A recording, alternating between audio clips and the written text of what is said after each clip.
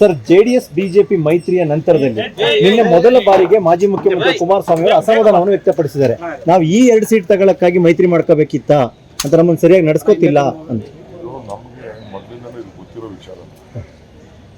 ನಮಗೆ ಯಾವಾಗ ದೇವೇಗೌಡರು ಯಾಕೆ ಅವರ ಅಣ್ಣ ಬಿಜೆಪಿ ಸಿಂಬಲ್ ನಿಲ್ಲಿಸಿದ್ರು, that was the first suicide attempt of JDS. ನಾನು ಎಕ್ಸ್ಪೆಕ್ಟ್ ಮಾಡಲಿಲ್ಲ. ಅಲಯನ್ಸ್ ಮೇಲೆ ಎಲ್ಲರೂ ಓಟ್ ಹಾಕ್ಲೇಬೇಕಾಗಿತ್ತು.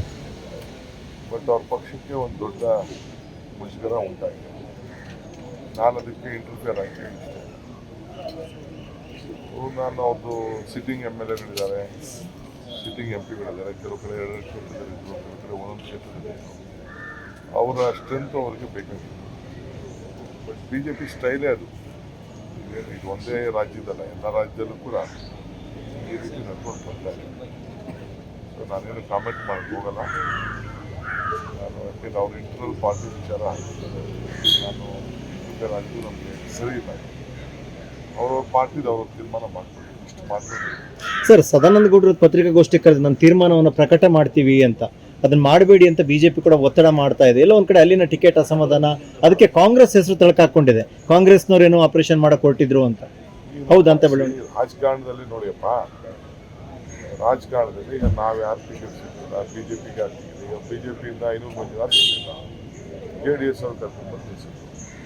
BJPಯಿಂದ ಕುಮಾರಸ್ವಾಮಿಗೆ ಕೊಡಲಿಲ್ಲ, ಮೂಡಿಗೆರೆ JDS ಅವ್ರು ಕರ್ಕೊಂಡು ಬಂದಿಸಿದ್ರು.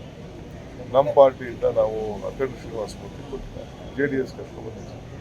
ಇದು ರಾಜಕೀಯದಲ್ಲಿ ಸರ್ವೇ ಸಾಮಾನ್ಯ. ಶೆಟ್ಟರ್ ಕೊಡಲಿಲ್ಲ, ನಾವು ಕರ್ಕೊಂಡು ಸೌದಿಗೆ ಕೊಡಲಿಲ್ಲ, ನಾವು ಕರ್ಕೊಂಡು ಬಂದಿದ್ದೀವಿ. ರಾಜಕಾರಣ ಸಂದರ್ಭದಲ್ಲಿ ನಡೆಯೋದಿಲ್ಲ. ಇದು ಯಾವ ಪಾರ್ಟಿಯವರು ಮುಚ್ಚಿಡೋಕ್ಕಾಗಲ್ಲ.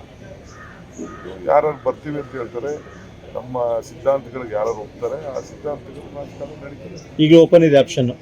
I don't want to disclose our strategy.